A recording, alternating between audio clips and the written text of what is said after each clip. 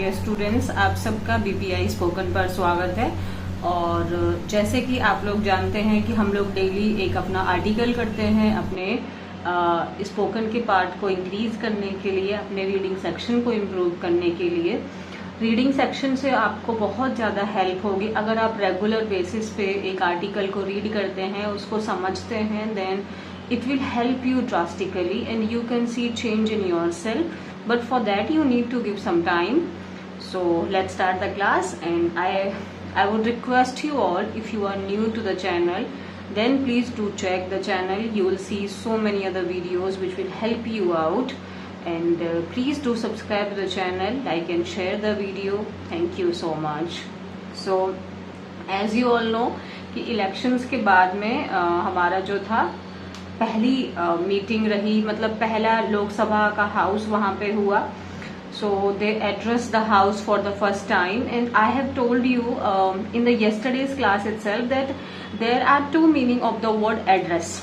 एक तो एड्रेस का मीनिंग होता है आपका पता, बट जैसे कि कहते हैं he had addressed the situation. Address करना मीन्स उसने सिचुएशन के बारे में बात की।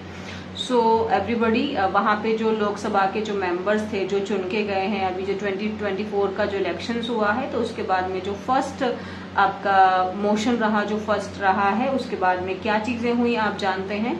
एलिगेशंस लगाए गए और उसके ऊपर में काउंटर अटैक हुए। तो उसी टॉपिक पे फिर हम लोग भी आज बात करते हैं। तो जो जैसे हमारा टॉपिक यहाँ पे आपको दिखाई दे रहा है, पीएम रिवर्ट्स राहुल।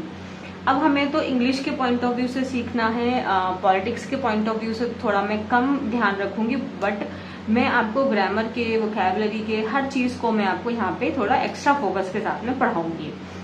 अब जैसे यहाँ पे ये शब्द है रिवर्ट, पहले अपनी कॉपी को लो और मार्क करो, उसमें पहला शब्द लिखो रिवर्ट। रिवर्ट करने का मतलब ये होता है कि जब आपके ऊपर कोई एलिगेशन लगा रहा है, एलिगेशन का मतलब आरोप लगा रहा है, और आप उस आरोप को खंडन कर रहे हैं, उसको बोल रहे हैं कि ये जो आरोप है ये गलत है, उसको कहते हैं रिवर्ट करना। किसी भी चीज में अगर आपके ऊपर एलिगेशन लगाया जा रहा है और जब आप उसको खंडन करते हैं, उसका विरोध करते हैं, तो उसको हम रिवर्ट कहते हैं।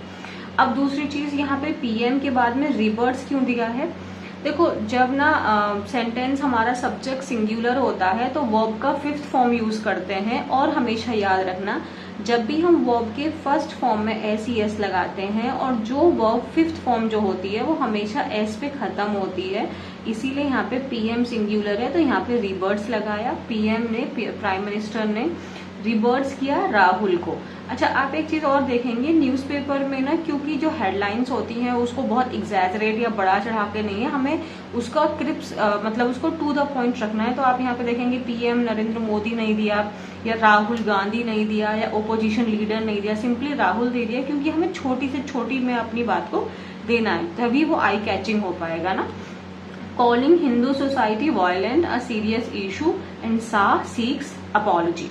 तो अब जैसे पीएम ने रिवर्ट किया राहुल गांधी जी को, मतलब उनका खंडन किया, उनका विरोध किया, किस बात को लेके कि उन्होंने हिंदू सोसाइटी को ही एक मतलब पूरा वायलेंट बोला है कि वो हिंदू सोसाइटी आपका वायलेंस क्रिएट करती है, ये एक सीरियस इशू है। यहाँ पे आर्टिकल ए लगा है, वो इस इशू की वजह से लगा है क्योंकि जब भी आप एक नाउन यानी कॉमन नाउन यूज करते हैं उसके पहले आर्टिकल लगाना कंपल्सरी है, ठीक है। लेकिन आर्टिकल लगता अपने एडजेसेंट वाले साउंड के हिसाब से है।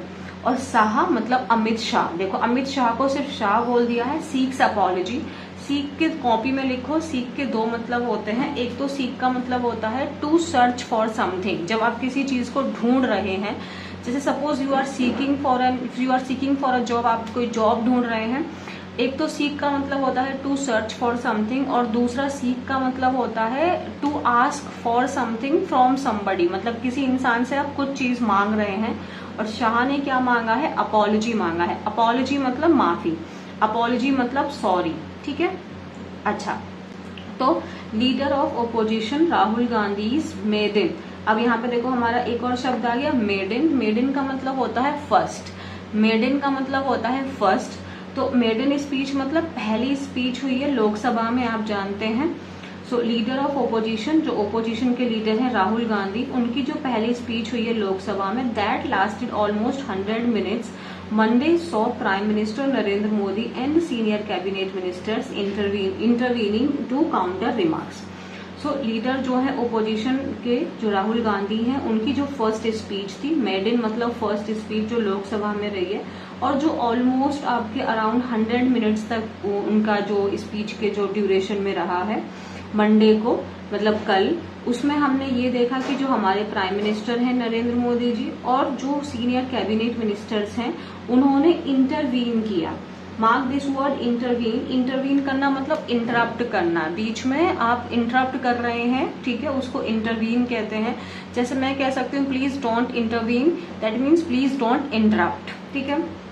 टू काउंटर रिमार्क्स, काउंटर मतलब होता है जैसे कोई आपसे कुछ बोल रहा है और आप उसके विपरीत मतलब आप उसके अगेंस्ट बोल रहे हैं ना, अपने आप को जब आप डिफेंड करते हैं सो आप काउंटर बात बोल रहे हैं ना, उसके ओपोजिट में जब आप बात बोल रहे हैं, ठीक है। There was uproar in the house when Gandhi, uproar का मतलब क्या होता है, हंगामा, केओस, कंफ्यूजन।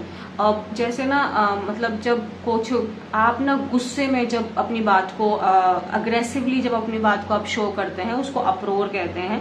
जैसे इसका सिनोनिम हो जाएगा chaos, confusion, disturbance, confusion. So there was uproar मतलब कि वहां पे क्या हो गया, पूरा हल्ला हंगामा हो गया, कंफ्यूजन क्रिएट हो गया, लोग बहुत चिल्लाने लगे। कब, जब हाउस में मतलब जो पार्लियामेंट है वहां पे जब गांधी जी ने, जब ये मतलब गांधी मतलब राहुल गांधी जी ने वाइल अटैकिंग द बीजेपी, मतलब वाइल अटैकिंग, मैंने कल भी आपको एक बात बताई थी और मुझे अभी तक उसका आंसर नहीं मिला कि I am looking forward to meet you होगा कि I am looking forward to meeting you होगा, ये कल की क्लास का था, फिर भी मैं रिपीट कर रही हूँ। आप यहाँ पे देखेंगे अटैकिंग दिया हुआ है, अटैक नहीं दिया है, क्योंकि वाइल जो है ये प्रेपोजिशन है और प्रेपोजिशन के बाद अगर वर्ब आता है तो आईएनजी फॉर्म में आता है। So while attacking the BJP said those who call themselves Hindu talk violence, hatred, untruth 24 hours.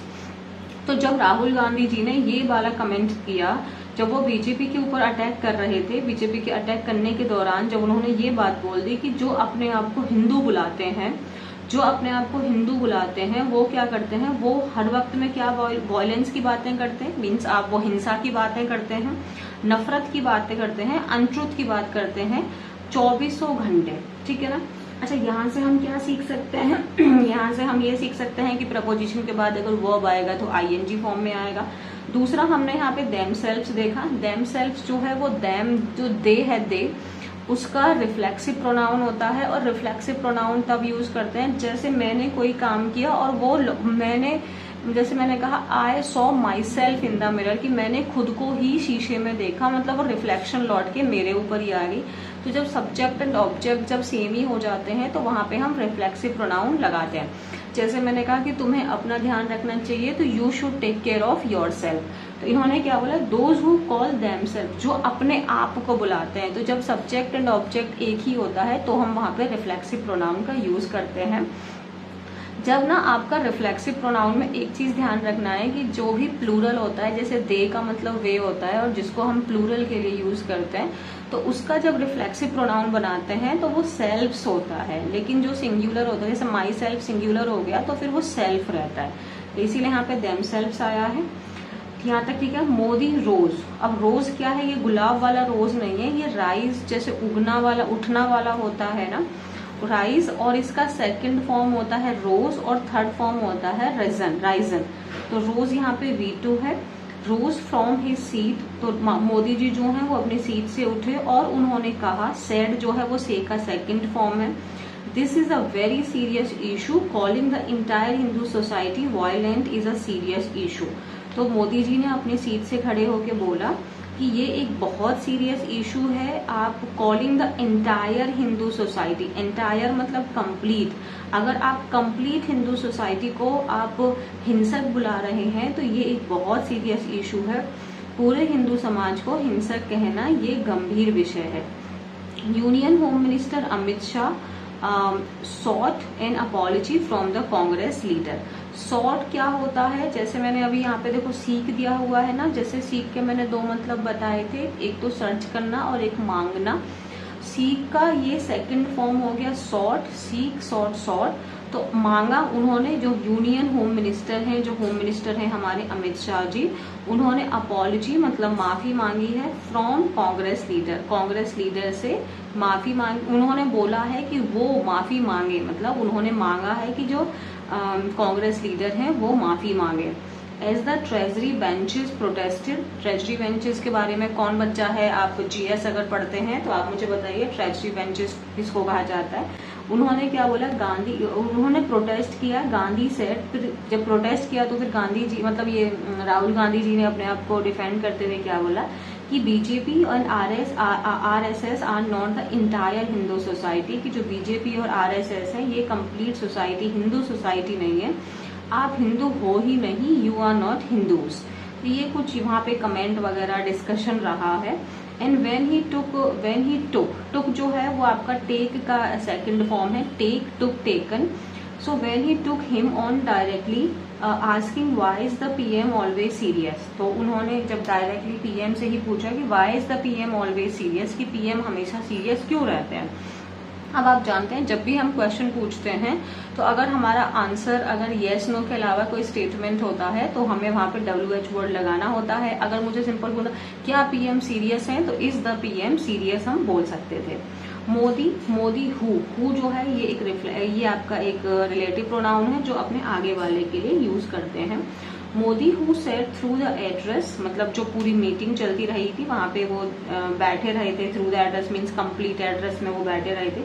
Rose from his seat again, अब दोबारा से वो अपनी सीट से खड़े हुए और उन्होंने बोला democracy and the constitution have taught me that I need to take the leader of opposition seriously. उन्होंने ये बात बोली कि जो डेमोक्रेसी है, ठीक है, और जो मतलब डेमोक्रेसी, अच्छा मैं ना एक थोड़ा सा आपको काम देती हूँ, मुझे डेमोक्रेसी का आप मुझे रूट वर्ड बताओगे। इसमें 2 रूट वर्ड है, एक है डेमो और एक है क्रेसी। तो डेमोक्रेसी में और कॉन्स्टिट्यूशन में मुझे ये सिखाया है। टॉट जो है ये वर्ब का यहाँ पे देखो हैव दिया है तो ये V3 हो गया, बट वर्ब का फर्स्ट फॉर्म होता है टीच। जैसे जैसे मैंने कहा मैं इंग्लिश पढ़ाती हूँ, आई टीच इंग्लिश, बट अगर मैंने कहा कि मैंने ये तुम्हें कल पढ़ाया था, I taught you this yesterday. और अगर हम इसके सेकंड या थर्ड की बात करें तो वो टॉट होता है, जैसे I taught you yesterday and I have taught you this thing. So taught जो है वो सेकंड और थर्ड फॉर्म है टीच का। तो मोदी जी ने क्या बोला अपनी सीट से दोबारा खड़े होते कि डेमोक्रेसी ने और कॉन्स्टिट्यूशन ने मुझे ये सिखाया है, taught me that I need to take the leader of opposition seriously, कि मुझे जो लीडर हैं ओपोजिशन के उनको सीरियसली लेना चाहिए, मुझे ऐसा डेमोक्रेसी और कॉन्स्टिट्यूशन ने सिखाया है। अब मैं आपको यहाँ पे बात बताती हूँ, यहाँ पे हमने हैव यूज किया है तो हम ये सोच सकते थे कि क्या हम यहाँ पे हैज भी यूज कर सकते थे। तो मैं आपको एक बात बताती हूँ, जब भी हम 2 नाउन को, जैसे ये एक नाउन है डेमोक्रेसी और कॉन्स्टिट्यूशन भी एक नाउन है, तो जब हम 2 नाउन को एंड से कनेक्ट करते हैं तो वो प्लूरल नाउन की कैटेगरी में आता है। या आप 2 प्रोनाउन को या एक नाउन और एक प्रोनाउन को एंड से जोड़ते हो तो वो प्लूरल फॉर्म बन जाते हैं, इसीलिए